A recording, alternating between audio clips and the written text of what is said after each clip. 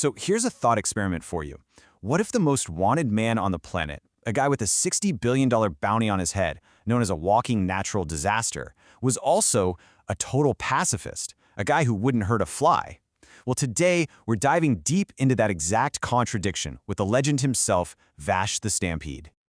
All right, so here's our game plan. We're going to start with the myth, the Humanoid Typhoon. Then, we'll get into the big contradiction, his whole love and peace thing. After that, we'll uncover where he actually came from, understand the weight he's carrying, and finally, look at why he's still such an icon. Okay, let's get right into it. To really get Vash, you have to start with the legend that follows him everywhere he goes. And that whole legend, it kicks off with a number that is just mind-blowing. $60 billion.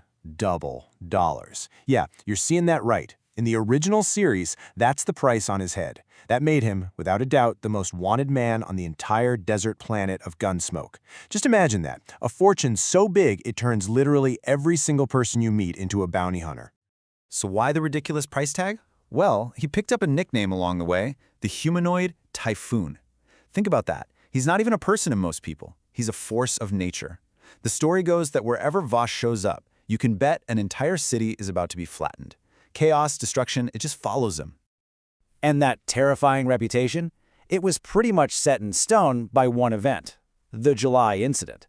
This was a cataclysm where Vash was blamed for the complete and utter annihilation of July City. We're talking 200,000 lives lost. That single disaster is what got him that insane bounty and cemented his status as a legendary villain. Okay, but hold on. This is where the story completely flips on its head. Because the guy behind the bounty, this so-called Humanoid Typhoon, he is the absolute polar opposite of the monster everyone thinks he is. And this right here, this is the whole puzzle of Vash the Stampede. On one hand, the world sees a walking apocalypse. But the reality, he's a goofy, kind-hearted donut fiend who will bend over backwards and get seriously hurt in the process to protect people. And the biggest thing, he has a strict, unbreakable rule. He will not kill. Ever. In fact, his entire philosophy, his life's motto, comes down to just two things: love and peace. And trust me, that's not just some cheesy catchphrase. It's an ironclad vow. It's the code he lives by, even when it means taking on unimaginable pain and being hated by the very people he's trying to save. So you're probably asking, how does that even work? How can this supposed demon of destruction also be a hardcore pacifist? Well, the answer isn't about what he's done, it's about what he is. We gotta look past the iconic red coat and the big gun to figure this out.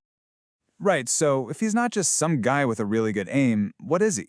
The secret isn't on any wanted poster. It's not just about his past. It's literally in his DNA. He's not quite human. Okay, so get this. Vash is a plant. And no, not the green leafy kind. He's a sentient, interdimensional being that's basically a walking, talking power generator. It's why he's over 130 years old but still looks like he's in his 20s. And this unique biology, it's the key to all his insane abilities.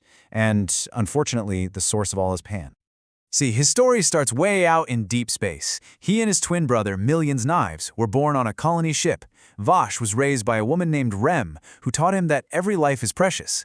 But his brother, well, he saw things very differently. That conflict between them is what led to their ship crashing on this desolate desert planet, and that's where the legend of Vash really begins. Now, being a plant doesn't just mean you live for a long time. It means you have power. Power that's way beyond human comprehension. But for a guy like Vash, a guy who doesn't want to hurt anyone, this incredible power isn't a gift. Oh no, it's a curse. A really, really big one. I mean, just look at this stuff. His abilities are completely off the charts. Superhuman speed, reflexes, he can create these defensive wings, even fire black hole bullets. But the big one, the one that causes all the problems, is the angel arm. It's a cannon that's literally part of his body, and it can wipe a city off the map. But here's the catch, and it's a brutal one. Using that ultimate weapon comes with an ultimate price. Every single time Vash is forced to use the angel arm, it literally eats away at his life force. And you can see it happen. His signature blonde hair turns black, piece by piece. It's this perfect, tragic visual of just how much his own power is destroying him.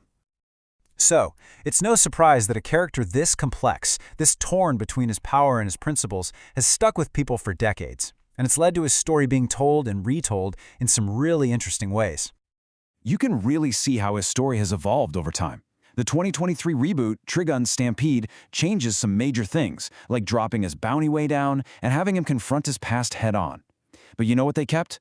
The absolute best part. The original English voice actor, the legendary Johnny Young Bosch, came back to voice him for a whole new generation. How cool is that? And his impact, man, it goes so far beyond just the shows.